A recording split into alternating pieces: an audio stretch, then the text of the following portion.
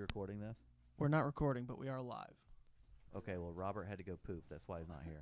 Put it on me if you can. Oh, you don't want to hear me? Okay. No, I mean just the camera. Hey, what's up, YouTubers?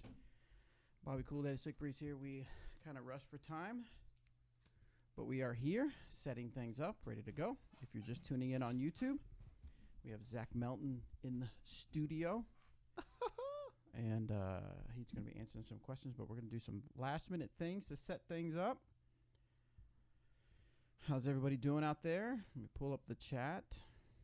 Let me take my glasses off. We're just going to begin our thing here. Let's go to YouTube.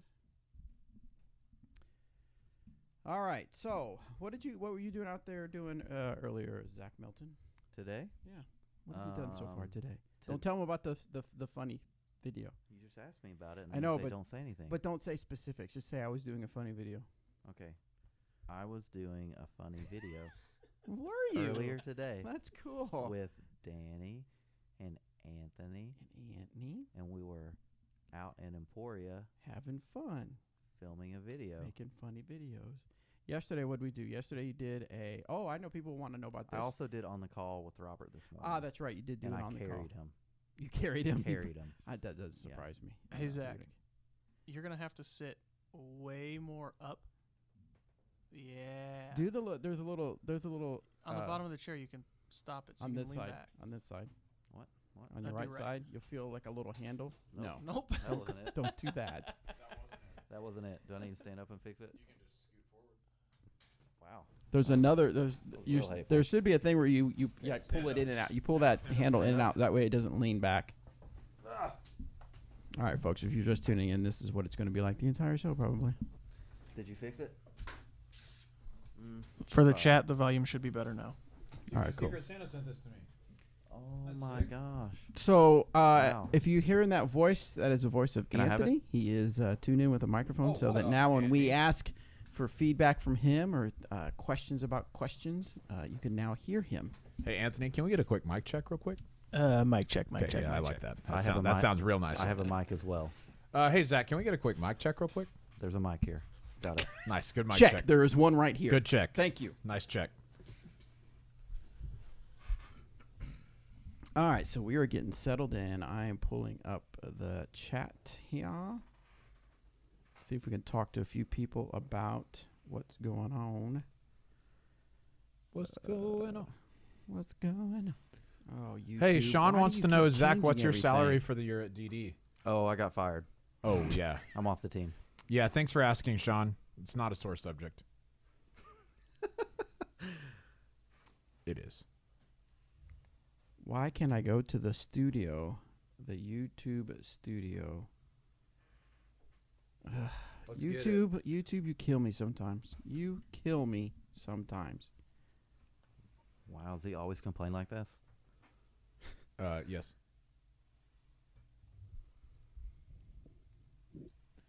Do you just need the link, Bobby?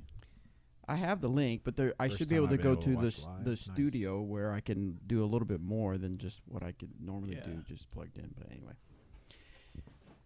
Sound is still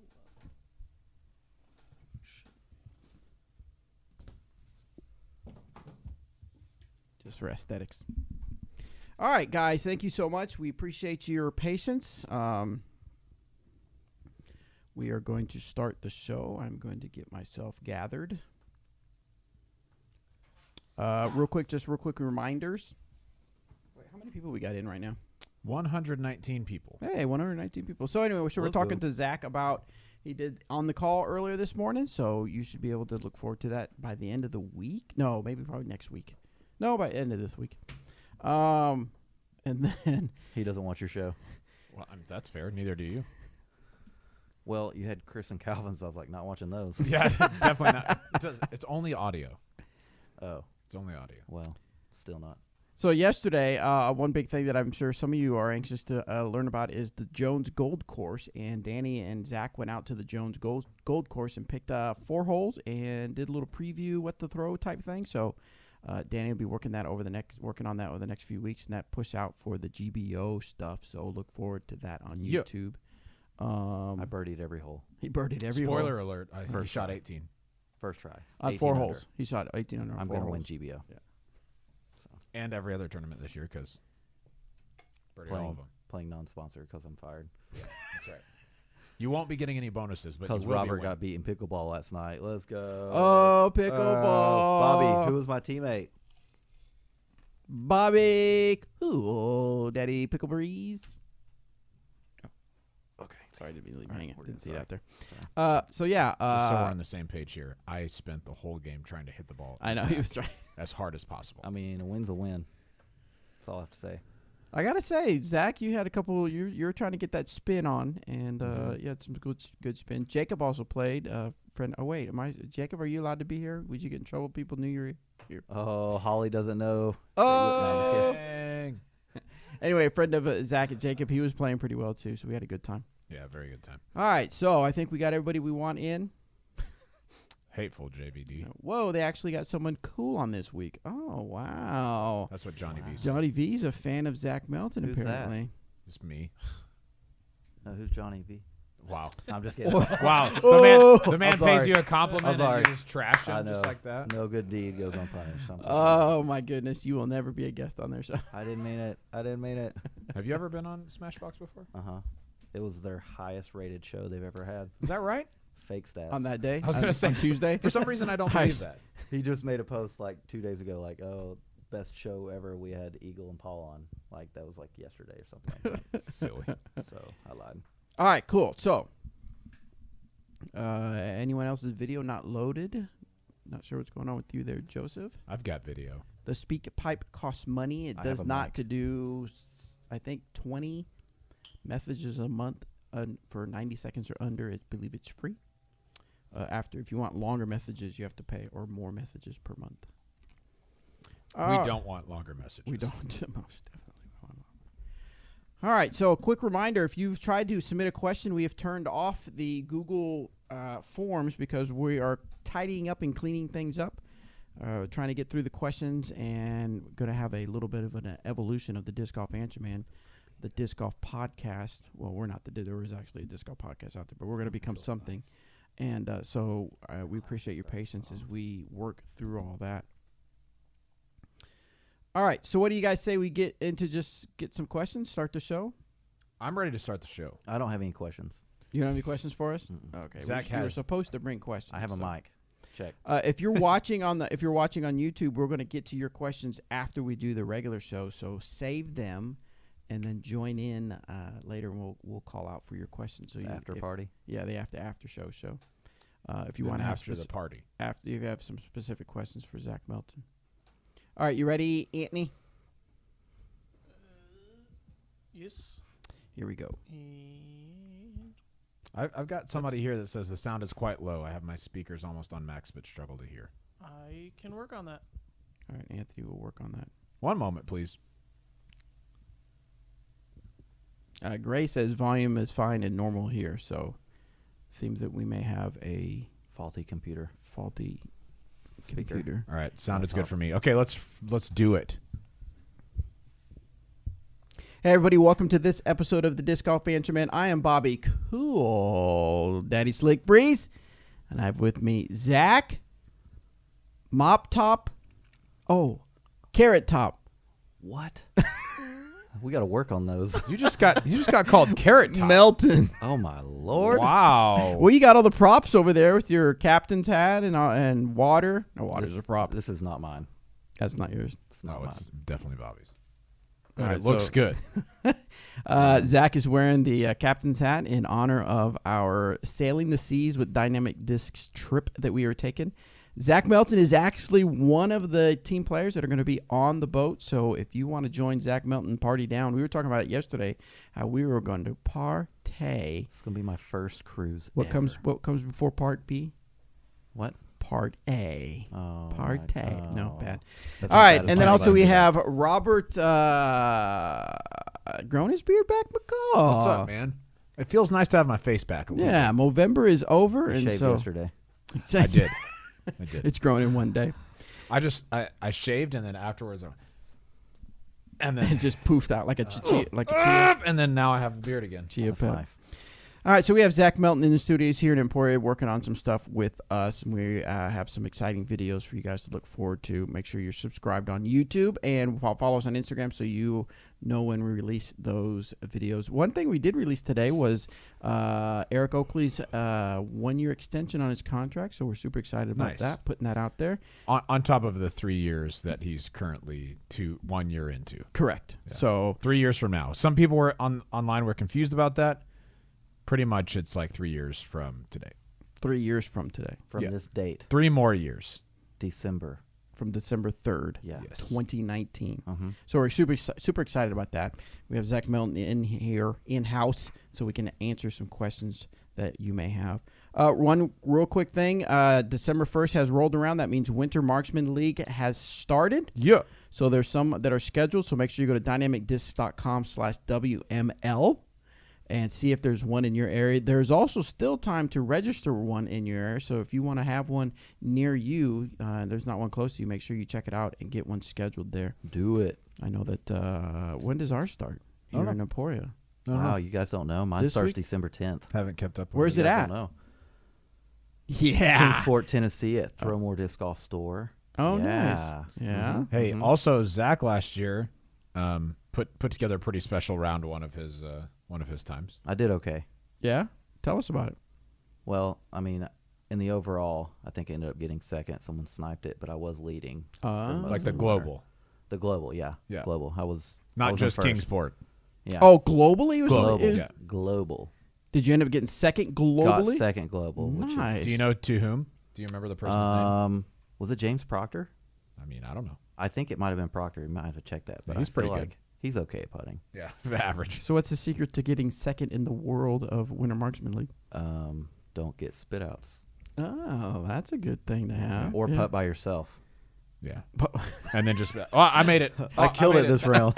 But you had one round where you only missed one putt, correct? did. Like It out was- of all 25, you was- shot a 70. Got a 70, and I missed the fourth putt from the 33-footer for the marksman. Nice. Second to last putt. Yeah. Just for a frame of reference, anything in the 60s is like pretty good. Yeah. It's really like good. pretty 50s solid. Is good. Yeah. 50s is good. But Zach just went ahead and threw down the old 70. I missed that. I missed the fourth putt. I was so mad. I just lined back up and just putted that fifth one so hard. I can't believe it stayed because I was like, you would choke on the last one. One time, In band camp? Dixon and I were playing Winter Marksman League together, and he had missed the first 3 on the long marksman and had his fourth like splash out the right side and got mad and just turned and forehanded his putter hard And it stayed. at the marksman with like windows behind. Whoa. I thought we were dead, and it just hit dead center, and that was the only one that he Did it made. stay? That was the only marksman, 33-foot marksman that he made. Nice. We It do was not recommend hilarious. that He's as a known for tactic. his forehand. Yes. We do not recommend that. How many people The usually Disc Golf come to Answer the Man show does not endorse the use of violence toward violence marksmen. towards baskets That's or what- windows? Yeah. Or How many baskets. people usually show up for that Marksman League? So last year I had like almost 30. I think like 29 or 30 people at my first week. And by week 6, I think I hit 50 people. So Nice. we averaged in like the high 30s, Yeah. which was pretty awesome because the year before, so 2 years ago, my first time doing it, I probably averaged like 12 or 13 people. So Very cool. big jump. It helped that Throw More Disc Golf store than we actually have a storefront now. Like Yeah. they opened up and it's just a disc golf store, and so I did it at their store last year after they opened, and it helped them and it helped everybody. I think people wanted to come down and hang out, and it's a good venue. So Now, what do they usually use it? Do they use it as just a way for people to get into their stores during the winter time? I wanted to help them out because Yeah. they were starting out, and like I've always wanted a store in our local area. I thought that would be okay. super cool, and like they up and decided to do it. They have it's a great store, really. They Yeah. have everybody's plastic. They order from us. Like they have lots of options, bags, carts, clothes. Right. And so I wanted to try to get traffic down there and help out their store. You Yeah. know, Yeah, I think that's cool. I mean, So- that's part of growing the sport. Right, growing the sport, and a way for you to, or why we have the Marksman League is so that you can stay active in disc golf if you live in an area that you can't go outside anymore and play. So if you're a new store, you know somebody that's running or not a new store, but maybe a store is just trying to get more awareness. Trying to run a Winter Marksman League might be a good way to do that. And I feel like you don't have to be affiliated with us to run one. No, Like, absolutely anybody not. can run one. It's just a putting league, Right. So I think people think like, well, I mean, I'm sponsored. I mean, anybody could do it. you Yeah, know? anybody could do it as long as you're not associated with the Chicago Bears. Oh, Got it. oh no! Oh. Wait, what? Wait, what happened? Wait. Anthony just perked up. All right, so for our audio listeners, if you're wondering where that voice came from, that is from Anthony. We have allowed him to have a mic, but it is on a probationary period. So if you screw it up, Anthony, we'll take it away. Yeah, so far it's going very poorly. Yes. Dang it. I'll just chime in more then. All Yes. right. All right, so let's get to the questions, guys. I was going to say as always, but no, not for the remainder of the year. Do not send any questions because you can't. Just through SpeakPipe. Yes, you can do SpeakPipe. Okay, so this first one comes from Jonathan. It's about tournament prep. Ooh. I'm about to play a tournament at a course I've never played and won't be able to practice. The last time I did this, I quickly realized I didn't build my bag properly and should have chosen different discs. I have my go-tos, but picking only those discs would leave me with a nearly empty bag. How would you recommend building a bag for a rec player who's about to play a tournament at a new course? Thanks for the feedback and keep it real. What do you got for him, Zach? If you've never played there, I would use one of like the apps where you can kind of review the courses and see if it's wooded, see if it's open. But me personally, I don't change my bag. Like my bag, I can play any course anytime, which I carry a few more frisbees than most people, but I like not having to, I'm going to a wooded course, better pull out these and put something else in. But when you're going somewhere new and like playing blind, I think it's best to stick to what you do well. Don't just because you see someone throw a righty backhand flex shot with an overstable disc because that's what you get to the basket. If you are a forehand player, just chip a forehand, come up a little short or to the right, and then chip over, get your par. Don't try to do anything crazy if that's not your strength. Yeah, and he said his bag would be almost empty if he didn't fill it out with other stuff because he just has his go-tos. I think on blind courses, you should lean more on your go-tos than anything else. Absolutely. Instead of just trying something different. I'm like you as well. My bag is set up for any course, anytime. I may switch out one or two discs for super wind, but that's about it. Yeah. Otherwise, it's just same all the time. Yeah. All right, this next one is from Marissa. She asks, "Hey guys, I've been playing casually for a couple years with my husband, but I'm really interested in taking the next step to get into competitive play. Can you guys talk a bit about the best way to get started, from joining leagues and the different types of leagues to how to pick a tournament and get yourself a PDGA rating?" I first got started into like more competitive golf by using we have a local doubles, like one of our courses. We have Tuesday night doubles, and that was like my first introduction to like being a little more competitive. But if you're any experienced golfer knows that's kind of like a laid back setting, so that's a good way to get started in it. If your local club has like weeklies or monthlies, like single events that aren't sanctioned, you can go out and compete, and that gives you a taste for competing without having to worry about getting a PDJ number or needing a rating or anything like that. And the last thing I think, if their local club runs a yearly PDJ tournament, it's going to be a course that you're familiar with and and that's probably a good one to start out playing. Yeah, I would also suggest, if you have a disc golf community organization or club, get involved. Because I'm thinking, a lot of times people, when they shift from just playing casually to with a couple friends to all of a sudden to a PDJ sanctioned event in their area, they obviously get a little nervous. My thinking is if you're already kind of comfortable with the club and some of the people in the club, that might kind of ease it. You may be able to ease in a little bit better where you're not quite as comfortable, where you're thinking, I'm just going to be surrounded by a bunch of people I don't know. You'll have some people that that'll kind of help you be a little more comfortable when you get into your first actual PDJ sanctioned event. Any other pieces of advice, Robert? No, I think that's good. It was funny when Zach and I were talking this morning on the call. Check it out, by the way. But he I said, haven't put it together yet. check it out now. He doesn't. Right. He doesn't watch those. I demand it It's on my field recorder on doesn't my watch desk those. now. No. We were just talking about when Zach found out that you could play doubles and it was like a little bit more competitive, even though it wasn't sanctioned. He was like, "Oh, let's go! Like this is the highlight of my week. I'm excited to go compete." And that is a good kind of stepping stone to get into sanctioned stuff. Just to become familiar with competing and knowing that how much different it is than a casual round and stuff. Yeah. She has a follow-up question. Are all tournaments considered co-ed, or do I need to seek out ladies-only tournaments? And then, of course, she says, thanks and keep up the great work. You guys rock. So are all tournaments considered co-ed? Not all, but almost all. There's majority. ladies events where only ladies can play, but most of the time there's not men's only events. There aren't any. Because there are some if we're talking sanctioned events, there are some. Now I don't know all the official rules, but there are some rules as far as having certain divisions. Correct? Like you can't walk up and be the only woman in a certain division, right? Every division is offered, unless like a TD chooses not to. But like anybody can sign up for an event. They do, and it's not. If I'm remembering this right, they are told, if there's not 3 in a division, you don't have to offer it. But I don't think it's actually a rule. You're not allowed to play, because I see people, I see women, I see it in Masters, like smaller events, where they're the only person play and they decide to play in it and play against themselves. Yeah, just for ratings or whatever. Yeah. That brings me. I remember a controversial a while back. The disc golf girl on Instagram didn't want to play in the division because she would be the only female.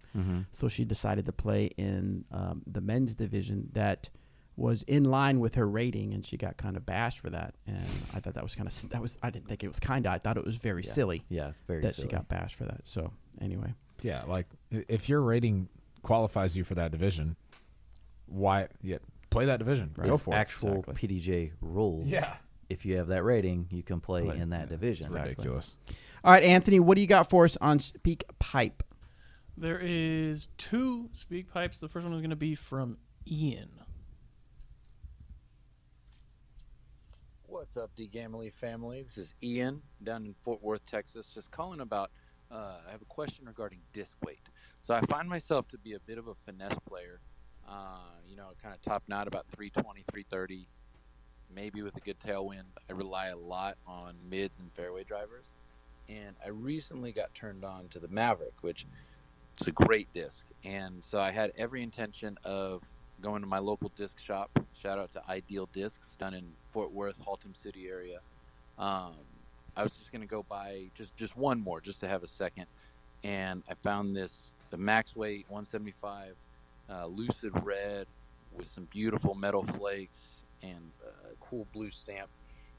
So obviously I had to buy that one. And then while I was looking, I also happened to find a 171 awesome teal bio with this really cool multicolored stamp. So naturally I bought both.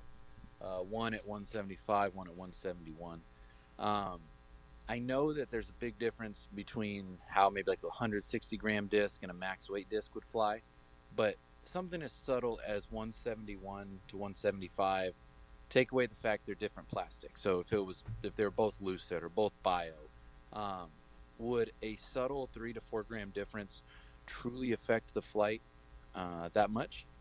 But anyway, guys, thanks again. Keep it real, and bye.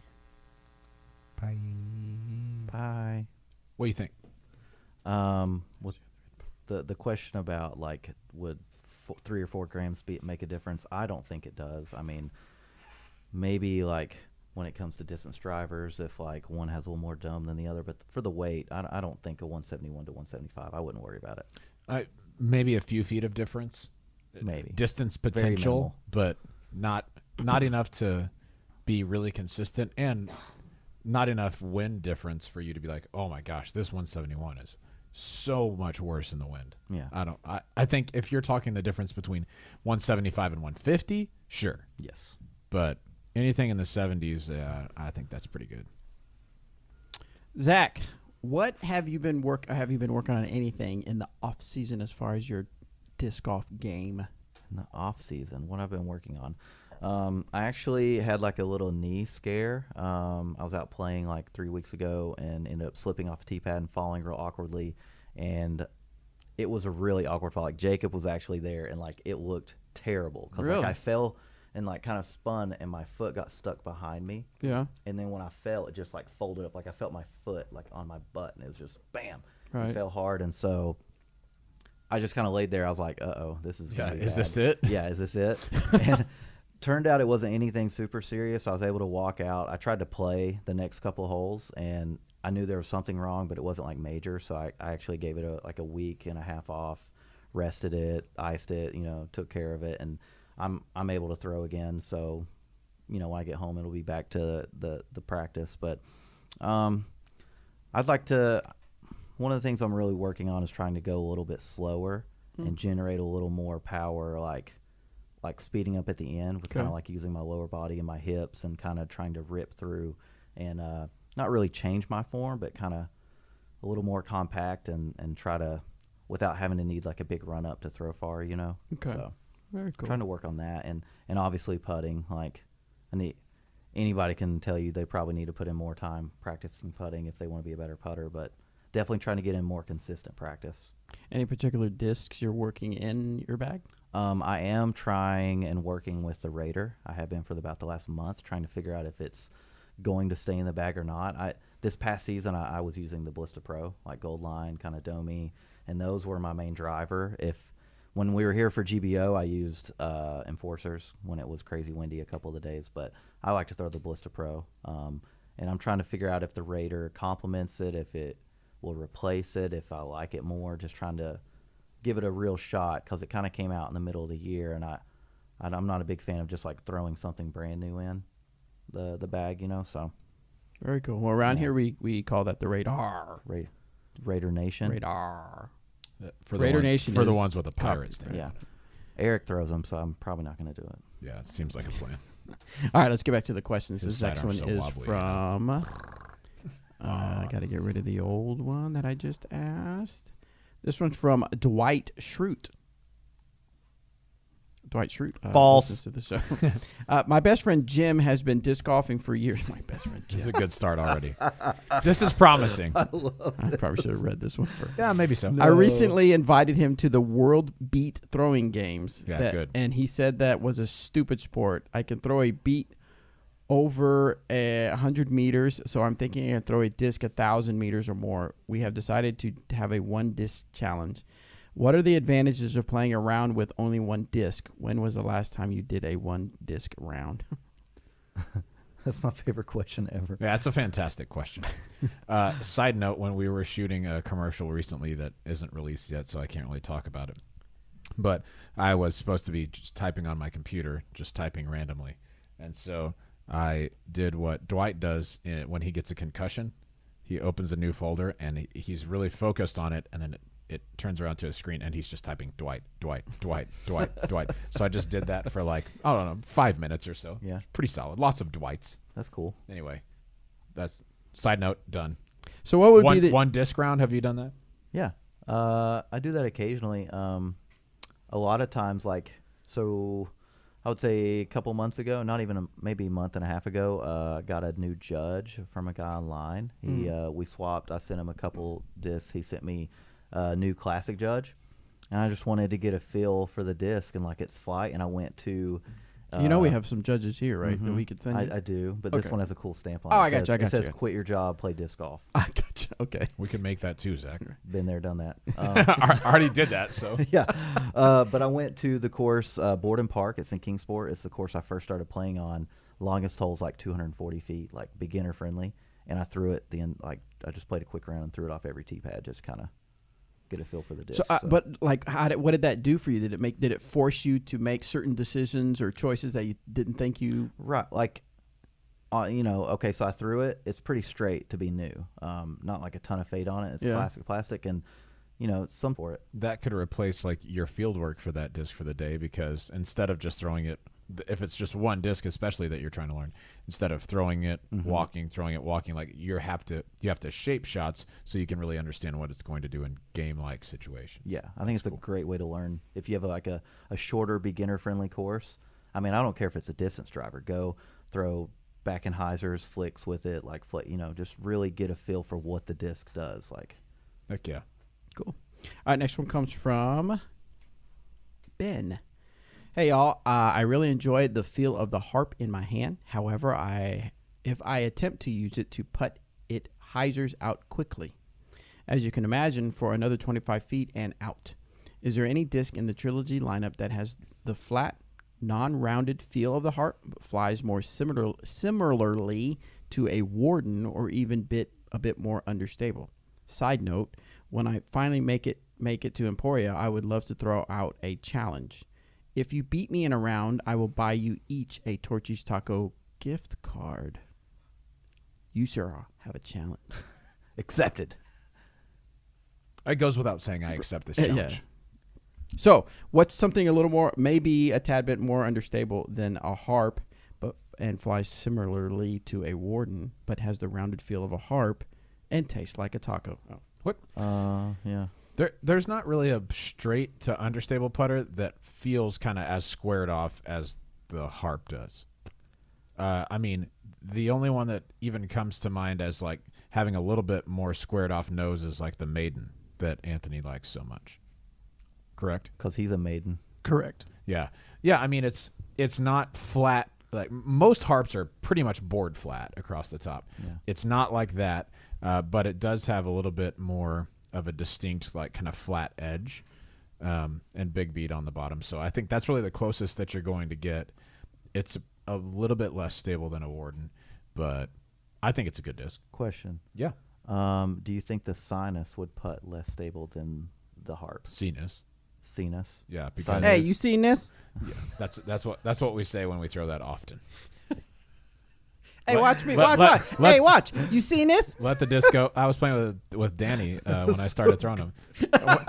When I can't believe you ever. Yeah, when I started throwing that, I threw one, and it was a pretty good shot. He goes, "Hey man, you seen this?" That's so good. we had a good laugh Oh, at that I love one. that. It's pretty much as stable as the harp. Yeah. Yeah, very close. I know it kind of reminds me like super flat and then kind of doesn't have that normal rounded putter feel. The Pure isn't very rounded. No, but it's like, and it's usually pretty flat too. Yeah. Yeah, if you're looking for something really flat, the Pure might not be a bad one. Might be But decent. the edge, I don't know. The edge Still of the gonna be Pure quite still has a little kind of shape to it, like a little point to it. Yeah. The Maiden is pretty flat on the side. All right. Real quick, Bobby, I'm going to interject. Yes. The Suspect. It's still going to be overstable, but it feels like a harp, just shallower. Yeah, but most people don't putt with a Suspect. To be fair, most people don't putt with harps either. When you put it that way, that's true. Jeez, give him a mic and he gets all like, Oh, wow. has opinions and everything. Wow. These are discs that I actually throw. Yeah. You Oh, told do me to do you interject putt more. a Suspect? so- No, I'm just kidding. No, I'm Sorry. kidding. Thank you for I the like input, Anthony. You're fine. No. And find a new job. Next question comes from Chris. What up, Disc Golf Answerman crew? I have a question about Hand-Eye Supply Company. In my opinion, Hand-Eye creates the dopest stamps and graphics available. I rock several in my bag, my favorite being my Physics of Flight Lucid Metallic EMAC Truth. My question is, what is the deal with Hand-Eye Supply? Wait, I'm sorry, Seinfeld. What is the deal with Hand-Eye Supply? No. What is their connection to the Trilogy/Dynamic discs? Why are only certain molds available with Hand-Eye stamps? Thanks for taking questions, and thanks for all you do for the sport. Keep it real. So, the creator, the originator of Hand-Eye Supply is Crispin Carrasco, and back in the OG days of Dynamic discs, he was I don't know if he's like OG, but back in the day, Crispin was on the team. And played disc golf a lot, and he started designing stuff for us, and we thought it was really cool, and that's the connection, really. Yeah. I mean, that's really a connection. He was on the team. He created some really cool stuff, and we further have deepened our relationship with him, and he creates stuff for our discs. Now, why they're only on certain discs, I would imagine supply and demand dictates that a lot. So hopefully as disc molds become more popular, you'll see that stamp on more. And it's going to be an ongoing relationship, so you're going to constantly see new designs come out from Crispin. Yeah, we've had a little bit more versatility in the discs that we offer, even as of the last year or so, just getting more Hand-Eye stamps on more stuff. All right, this one's from Paco. What is the scariest, creepiest place you've ever played disc golf? He has one. We're in New York. Heiser Creek is across from an abandoned mental institute. The course has old shacks on it, and it's deep wooded. Ooh, ugh. I guess the course scariest for me. Well, it wasn't really scariest. sometimes it's kind of creepy, was at the Incarcerated, where we played in the old Joliet prison. That looked really cool. Yeah. Oh, you watch my videos? Mm-hmm. Oh, thanks. But I don't listen to his podcast. Yeah, I wouldn't either. I mean, no, on the call, listen to it every Friday. No, it's not every Friday, but whenever we. He doesn't even know what day it comes out. It's Friday. It's so. Friday. I'm the one that publishes. He publishes it. Oh no, but anyway, so that was kind. It was when you walked in the building and stuff. It had like a creepy vibe to it and stuff like that, but it wasn't like super scary. Anything scary in your neighborhood or a place that you've played? I did stop to play a course in Atlanta once. I think Perkerson Park, and if you read the what it says online, Yeah. they tell you like that's a bad area. Don't go play there. Definitely don't play by yourself. Play in groups. And like I was like, well, the pictures look cool. I'm gonna go check it out. And I played 3 holes. I was like, I'm out of here. Yep. Did not feel good Can't do about it. it. Yeah. So Just as you started talking in the someone chat, said that. Jake Laputka said, or Laputka, I bet is right, says Perkerson Park. Saw some sketchy Oh, wow. sketchy stuff at that course both times I played. If you're not in a group, like I was walking to hole 1 and a group of locals were walking to their cars. There was like a group of 8 of them, and they were like, "Are you playing by yourself?" I was like, "Yeah, I'm from out of town. I was just pictures look cool. I wanted to play." And they're like, "You don't need to play by yourself." Like they warn you. Whoa. And those were the only people I saw on the course, and there's 8 of them. I was like, huh. Wow. And then I got the vibe. I felt it. I was like, well, I'll go play somewhere else. One of my favorite courses in Austin, this is not something that happened to me, but a guy that I played disc golf with in Austin, he would go out to Roy G. Guerrero Park in the mornings often, and he found 2 dead bodies out there. Together? No, separate occasions. Yeah. Human beings? Mm-hmm. Wow. Yeah, that's sketchy for sure. Yep. I don't know any of the details of it. I just remember hearing about hearing that. Sure, you don't. You're right. 2 separate times, not 2 bodies at the same time. Two separate trips to the course. And he called the months cops, apart. I guess, called the police. As far as I And know. I'm sure they're like, oh, wow, same guy found another body. That's what I was. Yeah. Anyway. You sure it's not an episode of CSI? In Criminal Minds, I they always was- say I the was person watching who finds the CSI. body, Or yeah. no, Law and Order. That's the one that always Yeah. starts out like that. Bum, Yeah. gong, gong. Great. We have to pay $200,000. These are their now. stories. That is what they say. These are their stories. Zach, Uh-huh. I had a question. Did you forget it? I literally forgot exactly what it was. So I'll ask a question. Let's all see. Let's go. This one wants to know, no name, wants to know something about rules. Can you clarify the rule dealing with retreating back along the line of play? Yes. Yeah. I've heard people say you can go back as far as you want, but I can't find, air quotes, as far as you want, end air quotes, in the rule book. What say you, gentlemen? Give me a moment. So why don't you talk about the line of play? This is specifically for when a disc goes out of bounds. I was just about to say this is only when a shot goes OB. Okay. I played with someone who did not know that, and I was like, you're not out of bounds. You're good. You have to play from your lie. But so you throw a shot out of bounds into a creek. Okay. I think this is what the rule was intended for. Say you throw it OB into a creek. Creek bank is super steep, not safe to stand on. Maybe there's rocks. Maybe there's foliage. Dead bodies. Terrible dead bodies, crocodiles, Okay. whatever. Instead of having to take your meter from where you're last in bounds in that terrible lie and be screwed, Yes. you're still taking the stroke penalty for going OB. As long as you take it in line with the basket, you can go back as far as you can to get safe footing. It is as far back as you can go. And I've seen it used 10 feet back. I've used it like 30 feet back. I've seen have someone too. go back 80 feet because it gave them a better angle on their next shot. But you're still getting stroked a penalty. But so to So me, you it's literally like, can go back as far as you want? Yeah. So when I'm trying to find the specific rule in the rule book. I'm having trouble doing so. But this was an update as of the last year-ish. I was thinking it was Year 2 two. years ago. That sounds right. Yeah, this is year 2 of it. Yes. So if your disc goes out of bounds, then yeah, instead of it's important to say that the line of play on this, as long as there are not Mandos in play, the line of play is if you draw a straight line from the basket to where your lie would be, if you where you went out of bounds, you can go as far back on that line as you want, but it's a straight line with a basket. If there's a Mando and you can't see the basket from where your lie is, then the Mando is your line. But I've had to use this, when I went out of bounds in a creek and the basket was tucked around a corner. There's no way I get a chance at a putt from where I was. So I went like 40 or 50 feet back, threw a forehand around a corner and got myself like a 35-footer.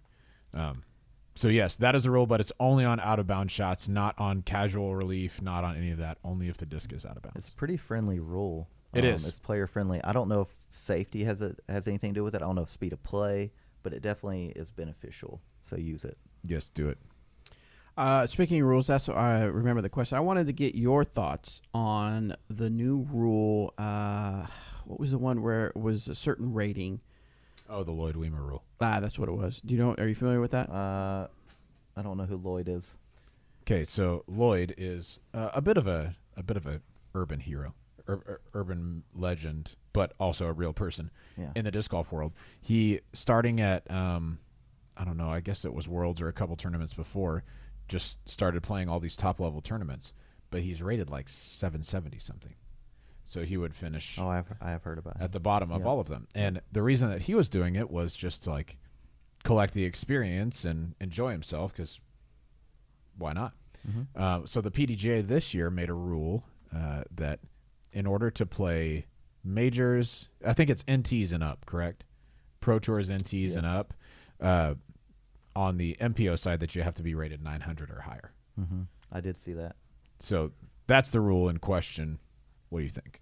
What were your thoughts on it? My thoughts, I'm probably on the side that isn't, most people are opposed against. I know several pros, I've heard them talk about this, and they think it's a good rule. I don't think like disc golf in general is like big enough on the biggest stage to turn away anyone, in my opinion. Sure. I know if you're a 1,000-rand player or a touring pro, you probably don't want to get paired up with someone who's rated 700 and watch them probably shoot 30 over. Like, I get that, but I don't think we're in a place where you can turn someone away, because so you understand the basis of the rule. I understand why. You just don't think we're big enough to really I've played with plenty of that. people. I haven't played with someone 700 in a big tournament, but I've played with people rated lower, down in the 900s, and yeah, their skill level is not where we're at, but I don't think we're in a spot where you can tell people, no, you can't play, because it sounds like it's only affecting like 1 to like 5 people tops. Well, most people that are like 700, 800 rated aren't going to try to play in that. Like, big, how many people is this really affecting? Yeah, so it sounds like Lloyd and maybe like 2 other people. I mean, I get it. Throughout the course of last year, it was only a couple of people that it affects. And I mean, that it stinks for those people, but I understand that some of the people commenting on this were saying, well, you can't call it an open tournament if it's not open. Yes, you can. Like, it can be the U.S. Open. It can be the World Championships, and you can call it an open division, but have rating guidelines. You can actually call a tournament anything you want. Yeah, if you run it. Anyway, I thought that was a little silly. That argument. Yeah, itself. that's that. How can you call it open if not everybody can play? Right, the semantics of defining open. Yeah, that doesn't come into play. The official rule found it. 803.02. 803.02. Letter E. Whoa, Bobby, how did you know this? Wow. I'm the disc golf fan, and I looked up on the internet. Letter E says no penalty throw is added if optional relief is being taken following a penalty taken for a disc out of bounds or above 2 meters. So. Oh, this is the previous rule we're talking about. Mm-hmm. Yes. That's it. That's all he had. All right, next. That was it. Because people were asking in the chat what it was. What was it? Next one comes from No Name Again. This one's called Putting in the. What's that song with the In the Wind? Like a candle in the wind? Yes. Never know it. What are you staring at? Is this the Bee Gees singing "Candle in the Wind"? That's what it sounded like to me. I like how you just look to this upper. Isn't that what you're supposed to do? I don't know. I thought you were looking at Anthony at first. I was channeling my inner BG. I'm a newer player, but I feel I'm progressing quickly. I can shoot good and consistent until wind is involved. I throw more stable stuff, but I can't putt in the wind. I'm a spin putter, and my putter goes all over the place. What tips do you have for putting in the wind, and who is a good wind putter to learn from that I could watch? Thanks, the Gam crew. What do you do when the wind's howling? It depends on what type of wind. Just go home. And yeah, basically, I'm like, can I get my entry fee back? I'm out of here. Can we do day of refunds here? Yeah. Thank Day you. of. Anything else going on? Close. If it's a headwind, like really strong winds, the best advice I got was to spin the putter more, like be really easy and spin it, and don't try to overpower through the wind, like by putting harder, because that's more than likely if you get the nose angle up or down, like that's just going to take off. Like Yes. when it's windy, especially headwinds, I try to keep it as flat as possible, and I try to putt easier with a little extra spin instead of trying to like jam it and fight through the wind, because you miss the basket when you putt harder. Keep going. Bye. See you later. Do you aim any different at the basket? In a headwind, like if you have a headwind and you keep any putter flat and you spin it, while it is spinning, it is flying dead straight. Now, some people putt like nose up, nose down, and that you can see like go when it's windy, go out to your basket and check it out. Get in a headwind and put a little nose up and try to aim right in the middle of the basket. It is going to lift up into the band or over the basket. Because that's what I see a lot of people. And it happens to me too when it's pretty windy, and all of a sudden it's like whoa, and you can see it almost lift up over the basket. Yeah, I aim dead center, because if my normal putt, I kind of putt towards the top of the basket and let it drop in. Even though I'm a spin putter, I don't like laser beam it. Yeah. When it's windy, I aim in the chains and I try to keep it flat and I try to spin it, because you don't get a lot of up and down play. You call yourself a spin putter? I mean, I feel You're like like I'm a half. Yeah, I like feel a like I'm hybrid. half and half. Okay. I'm like I spin it, but it's also got an up and down play. Like I don't putt super hard. Cool. Gotcha. Even So though if I you're get ever on the tons of course, spit-outs, if that you're ever on the sucks. course and you hear "Ah," you just know I put it over the basket. Yeah, That's my normal sound. Yeah, because Bobby plays a lot of disc golf now. So yeah. He was out there today grinding it out. Matthew asks, well executed rebuttal. Was that Eric? Yeah. Did Oakley just walk in here? And now I played this guy. Yeah. It's the worst. It's the worst. Okay, Matthew asks final score ratings. I had a question about how the final rating for a round in a tournament come to be the way they are. I have now accomplished a 1028 and a 1014 rating on a round as an intermediate player. Noise. You shouldn't be playing intermediate then. Wow. I One love at- shooting 1028 rated rounds. One at GBO this year, and then this weekend at the Four States Open. The Four State Open was my final intermediate tourney before the bagger comments came my way. Well, they're coming your way again. Yeah. I didn't say it. My GBO round went from 1028 to a 999, and I'm sure that my hate to see 1014 it. will drop soon to a lower rating. Why does that happen? That happened to somebody else. Were you talking about where the rating changed? This does happen. Yeah. It happens Maybe every somebody tournament. else was talking about it. So Most t- people just don't notice. Explain how and why that happens. Okay, so usually it's not as big of a change as that from 1028 to 999. That's drastic. Yes, Usually doesn't but happen. normally, so the way that ratings are calculated is you have everyone's starting rating to start the tournament. Then you have all of their scores, and so you average those, and in the middle, that's where you find what score is going to be rated what, right? So that's how that happens. Then scores are ratings are distributed accordingly based on that. Okay, now sometimes those ratings change, like people's ratings change, or maybe something was put into the computer incorrectly, and so then that adjusts some stuff. But more than likely what happens, or what I've seen happen the most, is if fields aren't separated from one another. So if open and advanced play one course and intermediate and rec play a different course, if you don't separate those fields in PDGA, it looks as if everyone is playing the same course. So if intermediate and rec were playing an easier course, and say, Zach was out there playing country club, he shot a 62, which would be, pretty good out there. Let's say, I'd be happy with that. Heck yeah. Let's say it's like, 1025, but intermediate and rec is out playing Peter Pan and someone shoots a 62 and they forgot to separate the fields, then it would look like those are rated the same. Sometimes once those differences are separated, like once the fields are separated, that causes a difference in ratings. Yeah, like a tournament that ends on Sunday and like TDs that get the scores in and everything like that, and people are like looking at their rating, checking those are unofficial. I don't know how long it takes, but have you ever seen like where people say, well, unofficially it's rated this, and then a lot of times like a week later, I don't know the exact time because I haven't ran like a PDJ event and all that stuff, but I know they get tweaked usually. Yeah. And like he's saying, usually it's sometimes it's nothing, sometimes they get changed a little. But 30 points, that's a pretty big hit there. Yeah, that's a big one. I'm not sure that there's any reason to believe that the 1014 will go down just because the 1028 went down. Yeah. I've had them go up several points and go down several points. That's just how it is.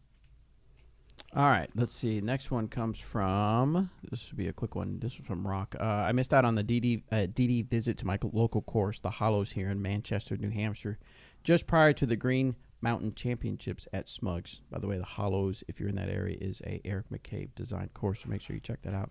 Is there any way to see a schedule of stops for the DD truck? I would love to buy swag and chat with whoever was there. So right now we have 3 on the road and then 1 Latitude 64 RV. Of course, they all carry the same lineup of Trilogy. There's one, the DD Carrollton one, stays within the Texas area. But the other ones kind of go different places. You can go on Facebook. Your best bet would be to go on Facebook and look up Chasing the Chains and follow that page. A lot of times as activity ramps up, you'll see them posting where they'll be. They'll actually post saying, hey, if you've got a place for me to go, let me know in the messages or stuff like that. So follow them on Facebook, and that's your best bet to know where to go. I think I don't remember who it was, but I think one of them, earlier this year, like I remember posting a schedule of what they had planned on hitting. So definitely, I think on Facebook or somewhere, track them there. Yep. Next one comes from Ron, the Sad Viking. Dang. He's sad like Doug because they lost to them Seahawks. Wow. Oh, boom, roasted. Way too soon. We played poker last night, and sorry, Doug was yelling. Well, he wasn't yelling, but he was pretty intense. Animated. When it comes to watching the football He wasn't game. focused on poker. He was not focused on poker. By the way, I won poker. Bobby won poker by just trying to literally lose. just He tried to lose. Playing as loose as possible. It was the tried loosest to ever. lose. He didn't. He wanted to leave an hour and a half before he won. That's what happened. That's why I wanted, because I knew it was going to be a late night. We'd already played some pickleball, and I got my good exercise there, and I was, feeling tired. And I thought I got to get up early in the morning, so I'm just gonna. But I wanted to hang out. I wanted to hang out with the guys. So I hung out. I thought I'm gonna play aggressive, so that about 9:30 I'm gonna be kind of leaving. False. So I went all the way, and it was me and Jeremy Rusko. And I know this is probably boring to you guys. And I get it. It's not disc golf, but I was we were going, and we played like maybe 3 hands where he won a little bit, I won a little bit, and we got down to I had a pair of 2s, and Pocket rockets. The flop came out, and there was a 2 in there. Bingo. So I didn't. I was like a little aggressive. I wanted to get a little bit of money from him, but I didn't want to appear like 2 whatever. And he put I can't remember. I think I put $6, and he called, and then what's the next one? The turn. The turn is it? The turn. Ace. And then, no, it was not an ace. Oh, that was on the river. Wait, what? You told me he had ace. He had ace 2. Wow, spoiler alert. Oh, so he only had a pair of Spoiler 2s. alert. I thought he had 2 pairs. No, I'm sorry. Yeah, he had an ace 2, and so the river came out, and then I think I bet another 6 or 8 or something like that, and he just looked at me and he says, all in. And I was like, okay. So I said, we counted up, and then we said, all right, flip them. I flipped, and he saw the 2 2s, and everybody was like, ah! Yeah. Of course, everybody was just me, Doug. I think, were you there, Jacob? Yeah, Jacob was there. So There's 3 people. yeah, so it was pretty cool. Anyway, all right, next question. Before that, things had gotten wild, though. Like, there were still, we started out with 12 people. We were paying out 3 people. Oh, yeah. I rode the short stack to a 3rd place finish. Yeah. Got $20. You got $1.50 left or something like that. That's right. Jacob told me you were left. giving him the play-by-play. Like, I know all I got to do is outweigh. All I got to do is wait out these guys. And I was getting the worst cards ever. But anyway, it didn't matter. Okay, so, but before that, we got down to 10 people all at one table. And people started going like 2 people all in, 3 people all in, 4 people all in the same hand. I was like, the hand that I went out on, everyone's going to be disappointed there here. were 3 of us that got put out on the same hand. 5 people betting. I'm pretty sure you and Rusko both won pots, and Doug won a pot, and me and Everett got got the boot. Yeah. So just as a general rule, if you're getting into playing poker, if you have to go all in to prove how good of a player you are, and there are already people all in, and you don't have the best hand, you shouldn't go all in at that point. You should just go ahead and wait. Again, that was the thing, is that a couple of the all-ins, I was like, this is my chance to get rid of a bunch of chips so I can go home. And you won. And I would be like, oh, no. You were trying and then all of a to sudden, lose, they and would you shove win. chips my way. I'm like, oh, I still kind of won, huh? I know I was playing poker wrong. I was playing to try to make a decision. Nope, try to lose. Okay. All right. Okay. Friggin' Let's get back Bobby. to the questions. Let's see. Ron says, as Jeremy Rusko has said he's done, I've decided to put my distance drivers to the side. Dang. The fairway drivers feel more comfortable in my hand and fly more consistently for me. I have 2 getaways, an Escape, a Maverick, an Explorer, and a River Pro. What other fairway drivers would be good additions to my bag? Thank you for everything you guys do for the disc golf community. Keep it real and grow the sport. Can you say what the discs were again, please? Yep. 2 getaways, an Escape, a Maverick, an Explorer, and a River Pro. Sounds like he has it all covered, unless he wants a beefcake. Yeah, I mean, Felon would be the only one I would add to that. I bag the criminal, but yeah. Yeah. I mean, similar stability is a little bit different speed. Yeah. But that's like, I carry Getaway, Explorer, Maverick, and then occasionally Escape. But He has them all covered. yeah, you're pretty well covered there. Someone says Saint. Did you guys say Saint? Saint Oh. is really similar to the Escape, actually. Yeah. Um, He should probably get a Lucid X Maverick. Yeah, that's a what good he's point. missing. Yeah, That's a good point. there's some available right now. All right, let's see. We got. Where can you find them? DynamicDisc.com. Nice. Boom. Boom, roasted. Plugged it in. All right, let's see. We've Sales got just time for skyrocketed. a few more questions. Real quick though, so our touring pros have what are those particular ones? Team Series discs, Yes. and they are of the Lucid X plastic. And Zach, yours has been the Lucid X Maverick, and for 2020, you are sticking with the Lucid X Maverick, correct? No, Oh, you're not? no, because I've started putting with suspects. So Get got, Anthony. wah wah wah. Zach, you just disappointed me twice in that one sentence. I'm so sorry. Yes, I'm gonna stick with the Maverick. So what is it? What is it about the Lucid X Maverick that makes you say that's what I want to be my disc? It's good for everyone, Yeah. and it's versatile. Like people who are newer to the game, maybe slower arm speeds. It's a good straight to like slightly stable disc. People who are kind of more advanced with a little more power, it's pretty straight, maybe a little understable. People who are like bombers, like I have one that's kind of beat up with. I can throw rollers with it, but I also throw these huge turnover shots. Like it's good for everyone. I love the feel of it. Like obviously, like Rusko doesn't even throw drivers. Like fairways feel good. It's got a small, compact rim. It's not like super domey or super flat. Like it just has a great feel to it, and it's got a really neutral flight, so you can kind of use it for everything. Excellent. Yeah, if you guys are out and about and you're thinking, how do I show my support for Zach Melton to keep him out on tour? Anytime you see a Lucid X Maverick, pick yourself up 1 or 5 of them. The Or sale of those help them stay out on the road. And we have, my understanding is we have some cool things happening with the stamp and things like that for I 2020. think next year it's going to be really cool. Yeah, so make Get sure some good you stuff happening. pay attention to our social media and social media for Zach so you know when that's out. All right, let's see. Next one comes from Wreck to Death. This has a good start to it. I like it. He says, I recently moved from Mobile. Mobile, Alabama. It's Mobile. Mobile, Alabama to Lucedale, Mississippi.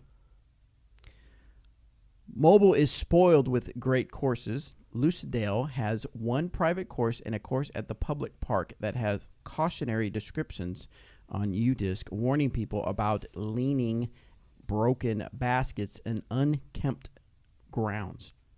My wife let me buy 2 marksman baskets. She's a keeper. She sounds great. For our property. How do y'all feel about having multiple tees that use the same basket? Any course design suggestions on how to get more out of the space? I have about 9 acres to work with. I see that all the time, Yeah. especially like 9-hole courses. Yeah. you'll see multiple. I mean, not even 9-hole. Like lots of courses have multiple tees per hole. Right. Like that's a normal thing. And if he's only got 9 acres and trying to make that happen, I mean, you got to do what you got to do. Like have three baskets and 3 tee pads to each one of them. You got a 9-hole course. Yeah. All right. Next one comes from Luke. Hey there, cool Emacs Slick McCall. Wow. That is almost right. Forgot one. I have a question. What the heck? Melton. I have a question about tournament divisions and ratings. This is my first year taking my game seriously. However, I've only played one tournament that was sanctioned, and I did terribly. 18 big over 2 rounds. Yeah. So my rating is only in the 700s. I've put in the work to improve my game, much to the dismay of my fiance. So I feel I can finish much better at my next event. Should I sign up in the rec division based on my rating, or one I feel I can compete better in? You're entitled to play any division at this point with your rating. It's open, so anybody can play. Right? If you feel like you will handily beat every rec player that goes to that tournament, sure, you can play up, no problem. But I don't think there's any shame in playing rec if that's where your rating dictates you should play. And maybe, like, first of all, where's our Keep It Real glasses? Anyway, I'm going to keep it real. Right behind you. Be honest with yourself. Oh, yeah, hold on. Pardon me. We need to get like a Keep It Real sound effect that Anthony could just... All right, here it is.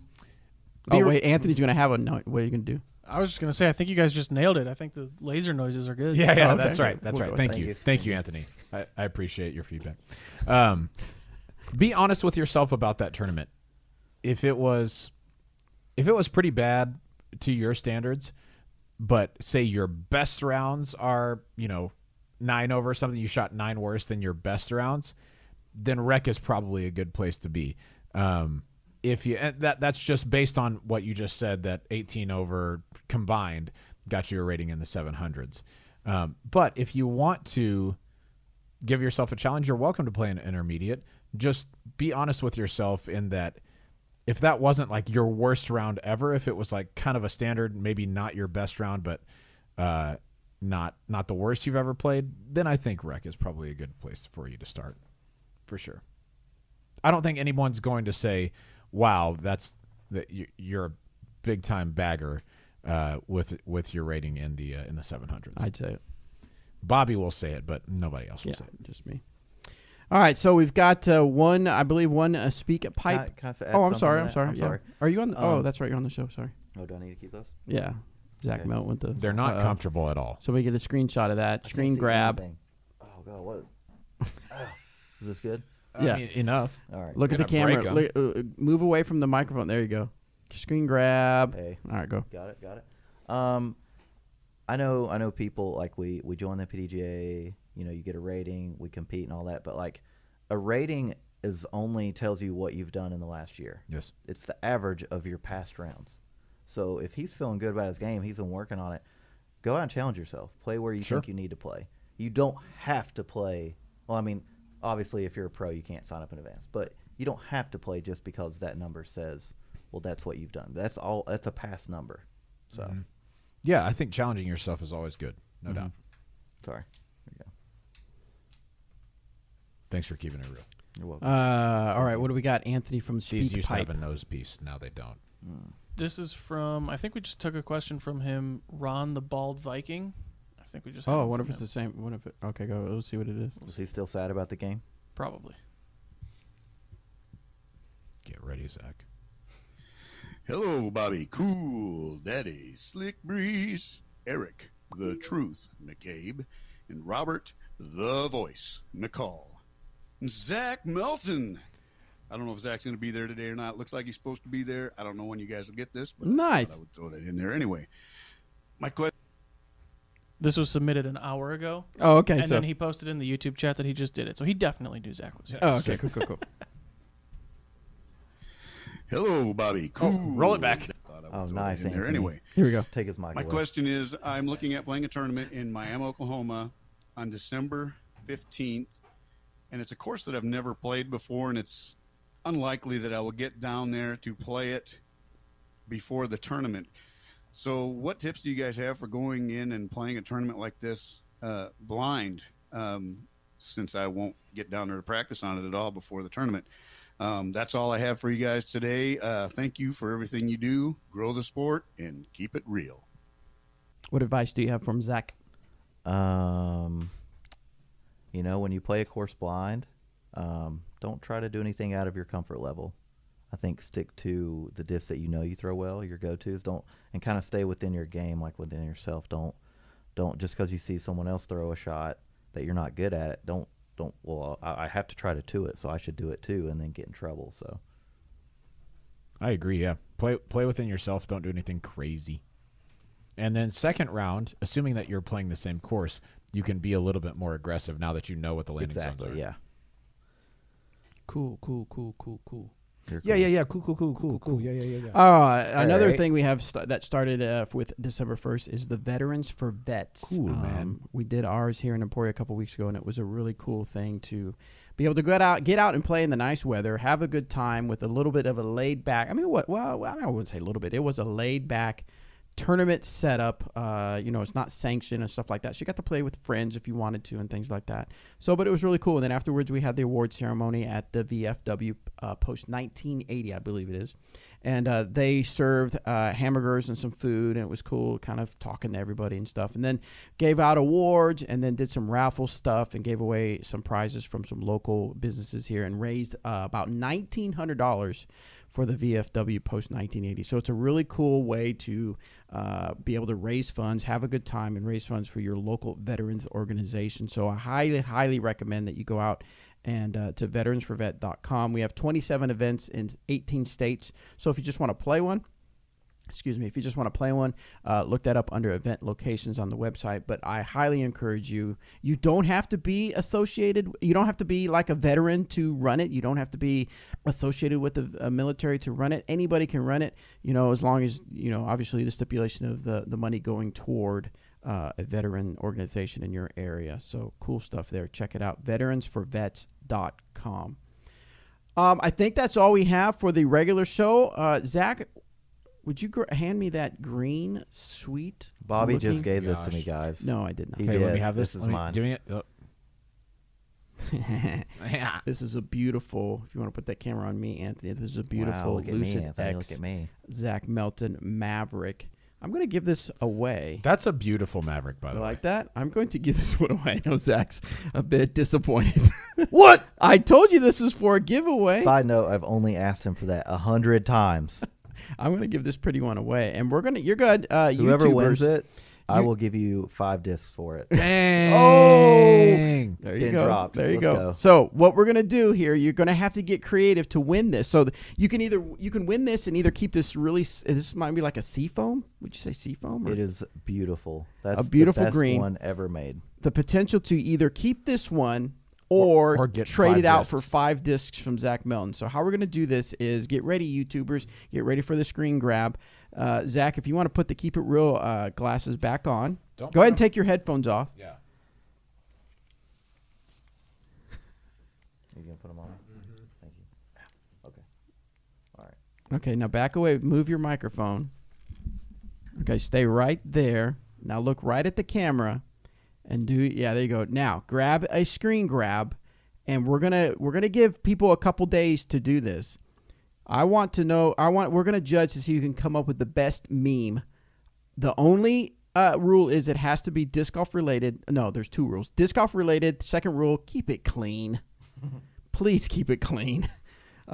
So give you a couple more minutes to do a screen grab, and then you're gonna have to post it, and you're gonna have to tag Dynamic Discs, tag Zach Melton, and it can be either on Facebook or Instagram. And I'm going to give away this beautiful Lucid X Maverick Zach Melton Team Series. This is a 2019 Team Series. And then again, you have the potential to keep this if you want to, or do some tradesy with Zach Melton for some discs because he really wants this one. Basically, if you win it, I'm sorry. If you win it, you can get whatever you want from me, probably. Yeah. So after the show, I'm sure Zach is going to yell at me for giving away this beautiful. I feel like this was planned, Bobby.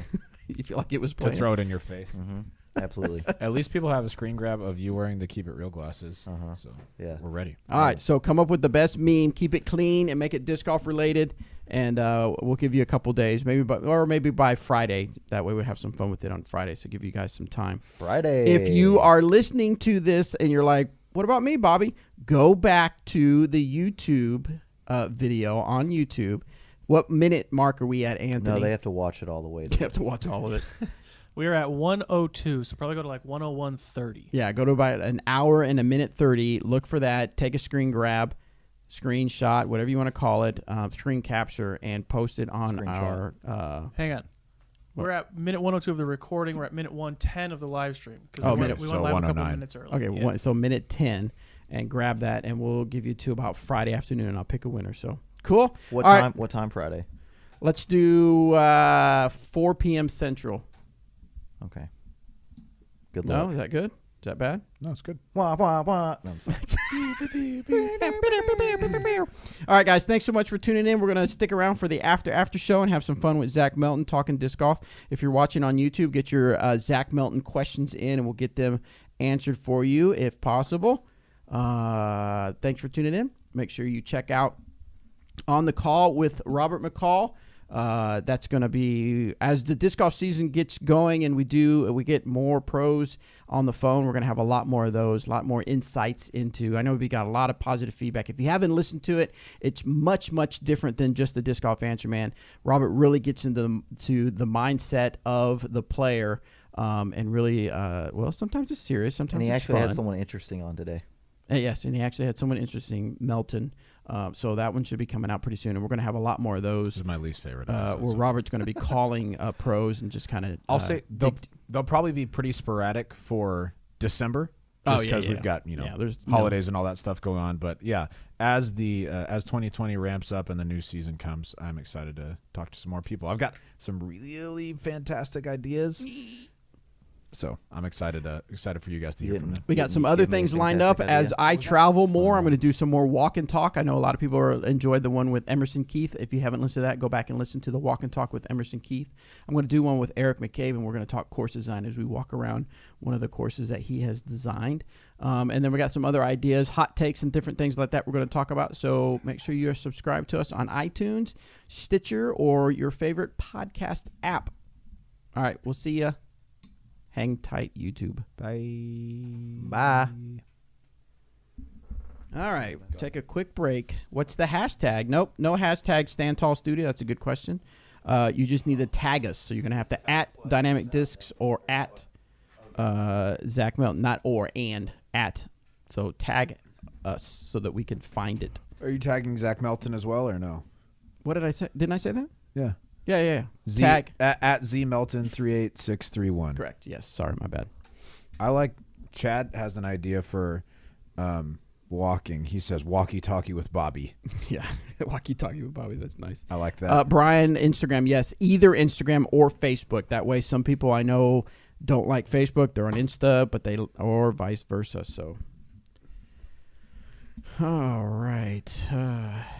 Man, now that Zach's gone, can we talk about how crappy he is? I know. Who invited this guy? Yeah, he's rude. It's not true. He's nice. He's a nice guy. Wait till you see the funny ad Travis, we have good that. I question, can see it over Danny's shoulder. He's editing it right now. It's going to be so good. Actually, he's editing something else, but he was editing. Pardon me. That looks like the Jones Gold video. Oh, okay. Yes. But you're going to like it. Yes. What's wrong? So you guys... Danny does. Do you know where you're at, Danny? Do you know what's going on? You guys who are still in the chat, can we get some questions in the chat that we can ask Zach, myself, or Bobby, or Anthony, or There Danny? was someone said if you could ask this question, that'd be sweet. So we want to make sure we save that one. From Travis Griffith. Yeah, I got that one. Are you related to Andy Griffith, the fictional character?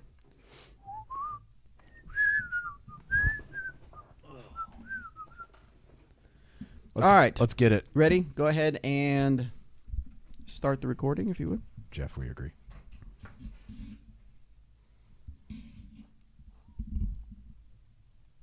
Zach, I want you to say, welcome to the after show on my mark. You ready? 3, 2, 1.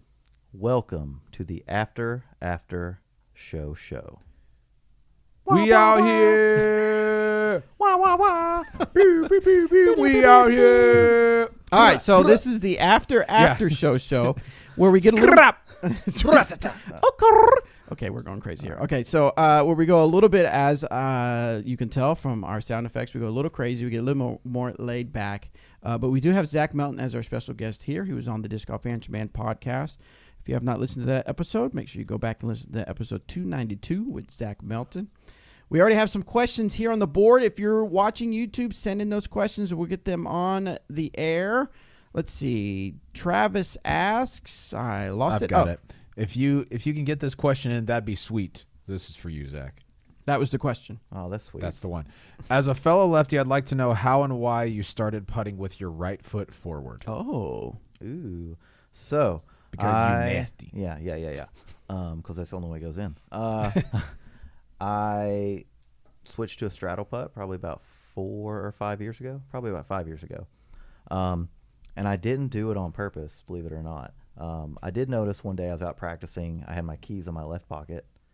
And when I went down to putt, the putter, like, it went click and tapped my keys and, like, I shanked it. You're not trying to have that. Right. So I don't know if I just did it. I honestly did not plan. I didn't realize my left foot was that much further back than my right foot. But I have noticed it now. People have asked me, and I've noticed. I wonder if that has something to do with it because I do come back closer to this left leg. Maybe I just naturally started pulling it back a little bit more. And when I step putt, if I have the option, I do always right foot behind the mini and then step forward with the left foot. So it's. I don't know. I do know that if there's something like I've hit my leg before with the putter, so maybe I pulled that leg back, but it kind of just happened. It wasn't like, all right, I'm going to do this because,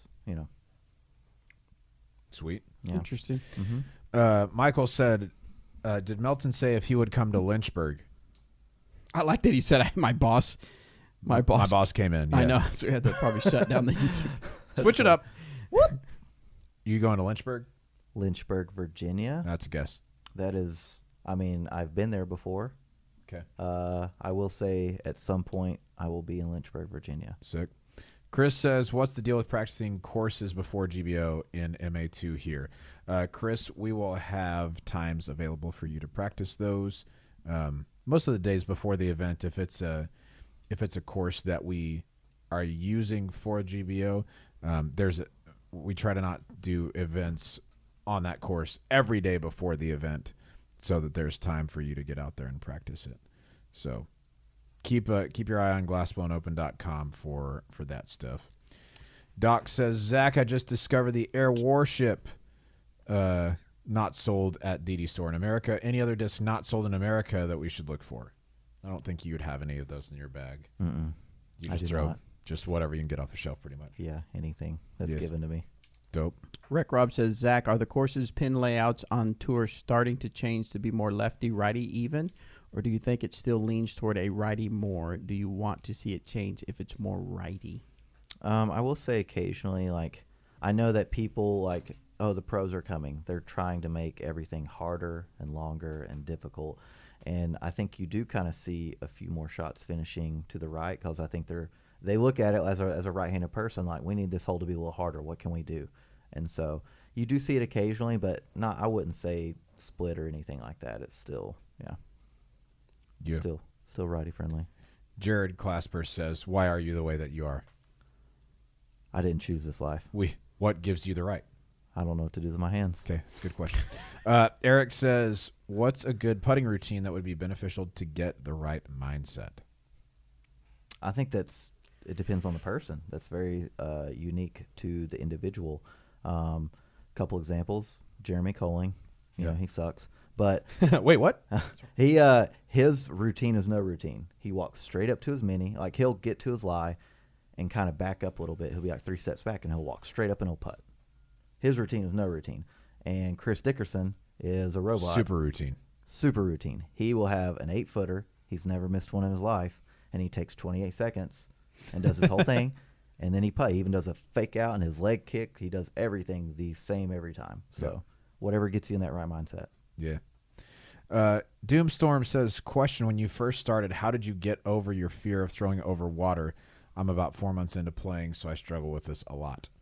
Well, after you throw your 12th disc in the water, it's like, well, I'm not throwing good while I'm scared of it. I will survive. I'm just not happy about it. Yeah, my wallet hates me, but no. Yeah. Just got to get over it. You're going to throw better shots when you're not worried about the water than you are while you're worried. Yeah. Yeah, you got to commit and then be okay with the result, right? Right. Just saying, we talked about that on the call. Check it out. Good call, Robert. Daniel said, Zach, are you planning to come back to Tallahassee this year? Yes, absolutely. Nice. I heard that was a very good event. Very good. Chaser says, hey, Zach, do you do any fundraising events / clinics when on tour? Would love to set you up with a club or course in Eastern PA or New Jersey if you are interested. Yes, absolutely. Hit me up. Chaser, hit him up. Do it. Justin said, can we discuss the hysterical post on Facebook about DD going under, LOL, and keep it very real, Bobby? We're going under? Yeah. I didn't want to tell you until we're moving live. to Australia. God, that's... All right, so... that's actually called down under. I know. I'm messing with you. What do you count Chocula? Yes.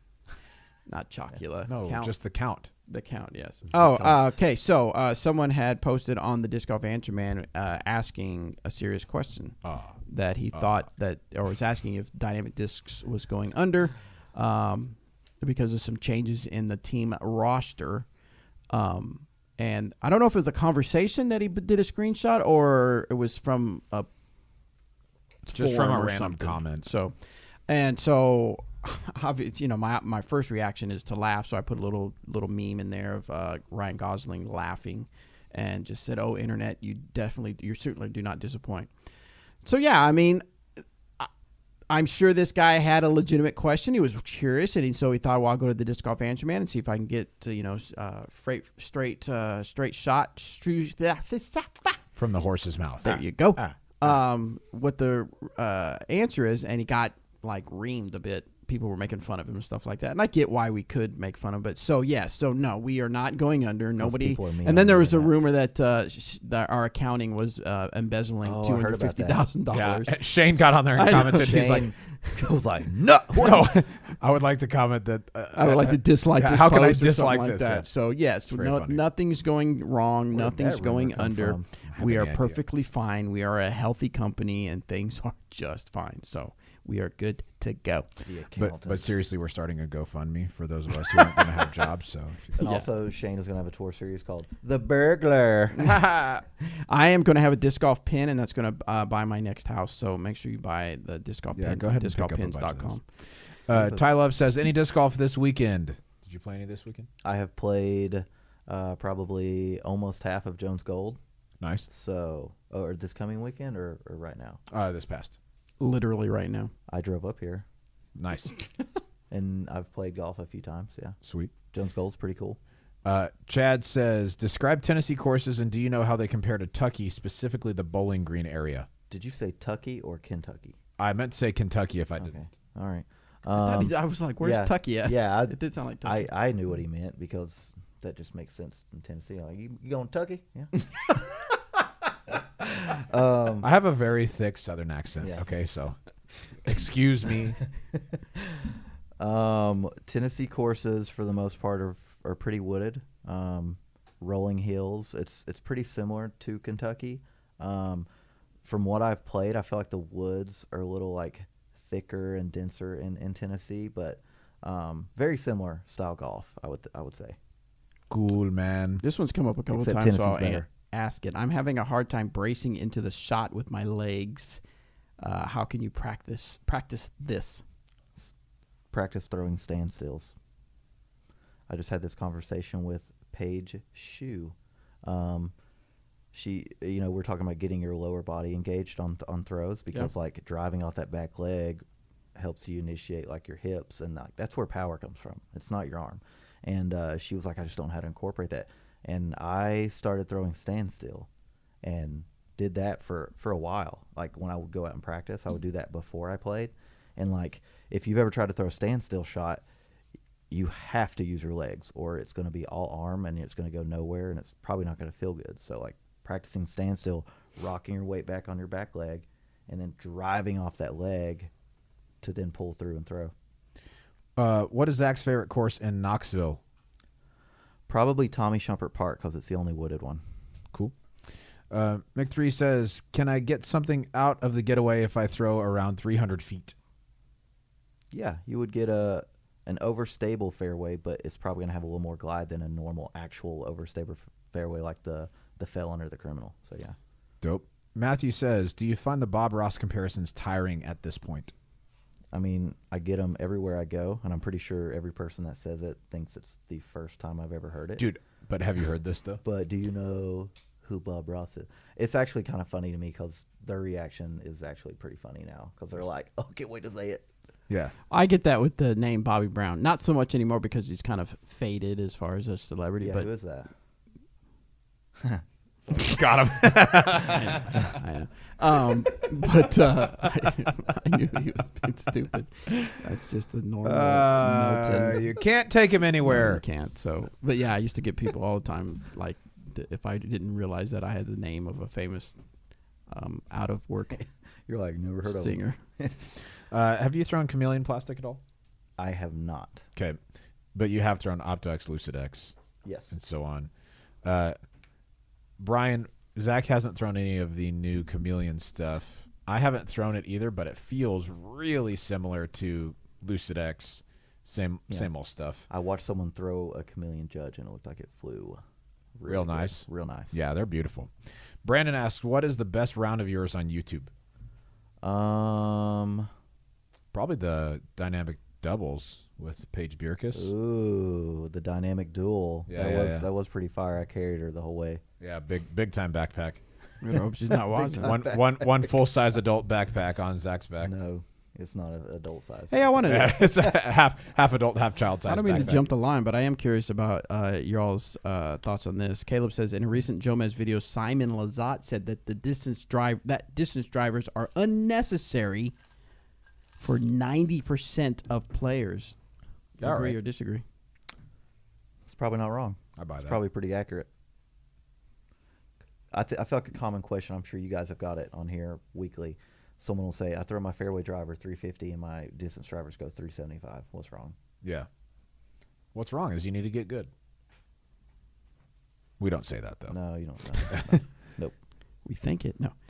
No, I mean, if you're not If you don't have the arm speed for them, they don't fly like they're intended to fly. right, I think it's probably more than 10% of disc golfers who really could use distance drivers, but there's something about, especially when it's really windy, allowing the speed of that disc to act as stability, so you don't have to, like, say you don't have to hammer on a felon. You can throw an enforcer nice and smooth and get the same flight that you would without wind for a felon or something like that. Sounds like something you would tell Eric. Yeah. Roasted him. Because he doesn't throw very far. That's not true. He actually throws I just pretty mean far. he just throws felon hard Yeah. instead of the. It's driver true. smooth. That's totally Sorry. fair. Wesley says, how does one break it to their wife that they're moving to Emporia for GBO?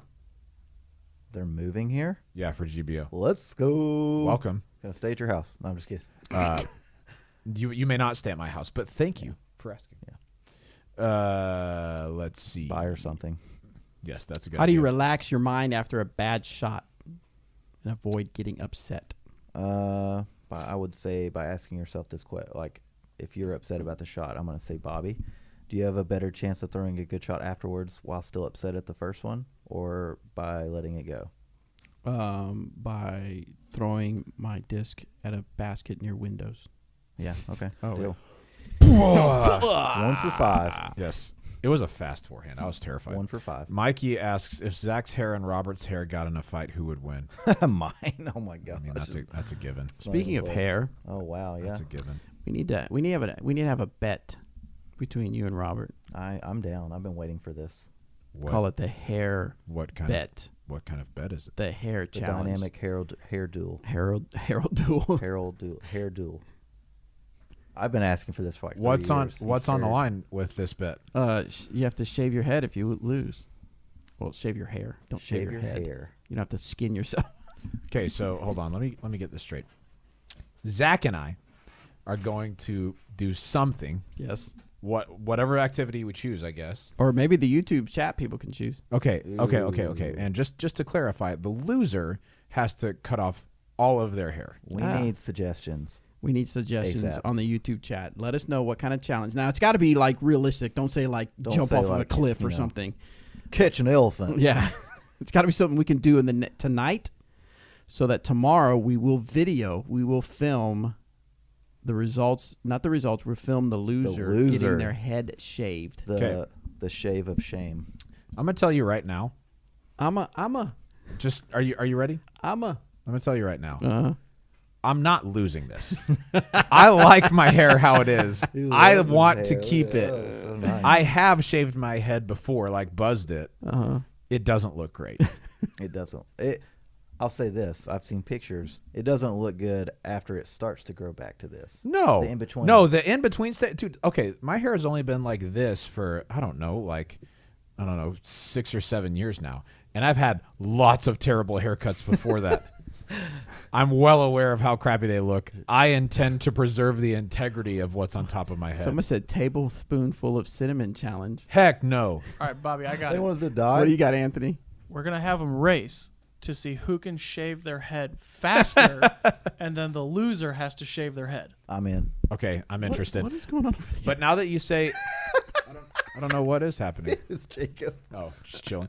But Anthony, now that you say race, I mean, let's just get to the most basic of all competitions, which is good old fashioned foot race. I'm down. There's How- a track at the middle school, 100-meter dash. Ready, set, 100 go. meters? Do you know how far that is? It's a long way. I'm playing, obviously. So, like, how far is that though? Like, I'm in right now. 100. That's kind of steep. That's something quick because someone's like a putter only round, a challenge round or something. But it's got to be something quick. Not, we don't. It's 4:30 right now. We don't have much daylight Hammond. Okay, left. I feel like Robert is more like upset if he loses this than Zach would be. How confident are you that you could actually beat Zach in a 100-meter race? I'm pretty confident. I mean, like, here's the thing. Look, YouTube. There are lots of jokes made about this often, you know, and like my hair has kind of become a meme a little bit, right? Wow. But no, just people like make fun of it or say something about it. Like that's what I mean. That's what I mean. That's what I mean. And my hair's kind of a big deal. no. I'm not saying that. I'm just saying like People know my people who know who I am, hair is often a topic that comes up. As such, I intend to do everything to keep it intact. 100 meters is like So pretty far. if It's like a what distance you're contest. asking is, will I cheat to win this race? Yes, Usain Bolt, did I it in will like 9.6. absolutely cheat We're looking at like to win this 14 race. seconds. Although I'm going to say this right now, I'm just going to put this out there. I don't think I'll have to cheat. I think I'm going to smoke you. So we've just decided. Is on it going to be the race? I don't know. It's like sounds like that's what he. All right, let's see if we can get a couple more Because he has an ideas. advantage. Rock, paper, scissors, easy. Fred, Eric, I appreciate that, Yeah. but we are not playing rock, paper, scissors for that what's would be on top so of my funny. head. We're That not. That is funny. That may be it. All right, let's. All What's championship Dude, series the- are best four. First of all, hateful. Chaser says reconstructed knee versus Lyme disease. I don't know who's got this. Oh my god! Shots fired. Golly. Oh no! wow. By the way, it's reconstructed knees. Yeah, right. It's surgeries on both. I have Thank one you. bad knee, so it's not like I'm double. Like It's he fair. It's fair. Only has the knee issue. I only do this race if Chariots of Fire is playing at the finish line. I'm just saying that right What now. if we slow mo it? Make it like a Oh, by the way, 40-second Glassbone video. Open tonight. Basically, everything is open. It's open. It's open. It's now open. Before it was Are there just any glass better blown, suggestions? Chess. sealed. Now it's glass blown Did I say open, so chess? anybody can sign up. Yeah, chess. Oh wow! PDJ's hiring a media specialist. Posted on the November 18th. Wow, sound more Did we? interested. Yeah. Did we just watch you leave Dynamic Disc just No, now? I just think it's cool that So they have companies room going for under, accountant just embezzled lots of money, So I've and gotta Bobby's go get a going to the job. PDJ. It says PDJ seeks an innovative storyteller to create and coordinate content and marketing messaging across all social media channels and the PDJ website. No, I just think it's cool that the PDGA's able to do that now. They're recognizing that. Yeah, I mean, now that- I'm sure they've always known that. Now but that now money's they have getting the ability. embezzled and we're shutting down, I guess I Right. should look for a new job. So, freaking Bobby. All What- right. What questions we got? Robert, Yes. what about a chug off? No. Someone said a gallon of milk. Yeah. No. Not with milk. I was thinking Taco more eating like, I contest. was thinking more like a margarita. No. A margarita drink. The big bowl. I don't either.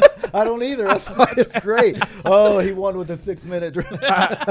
Dude, how funny would it be, though, for real, if each of us got a huge one of those and then just drank it throughout dinner? It would be the longest contest Yeah, ever, yeah, 'cause not- neither one of us are about that life. I think I would be feeling very strong Uh-huh. just a few sips in because my alcohol tolerance doesn't exist. One big...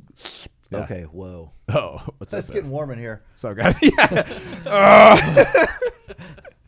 That might be the most comical way to do it. What about hoops?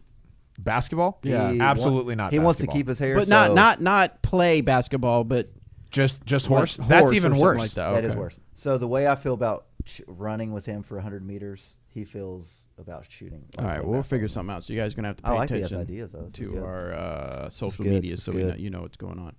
All right, so we're kind of we don't have any topics to talk about. One of these days, we're gonna have a hot take ready to go. I've got a freaking I know, list of them. Wait, you gotta wait. send it to us Wait, I early got so we one. can The know which. list Bobby. is shared with everybody. Yeah, but we got to know which one we're gonna do, right? No, we just. What if you Bobby. picked one and I picked one? How do you feel about our accountant embezzling money? There's nobody embezzling money. There's a hot take. When are we moving to Australia? Because we're going down under. That's right. To the land down under. Down under. Lightning and Eric thunder. says dizzy putting challenge. I'm sorry, what? Someone else Dizzy said putting. drunk So we challenge.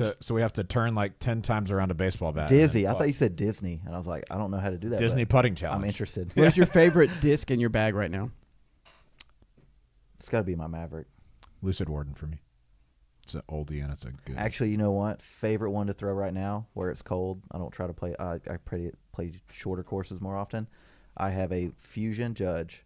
Says don't judge me, and it is so straight. It's amazing. Ooh, and it's an old one too. That's It's like an the older first one. run Uh-huh. of fusions. yes, it's Yeah. it's fantastic.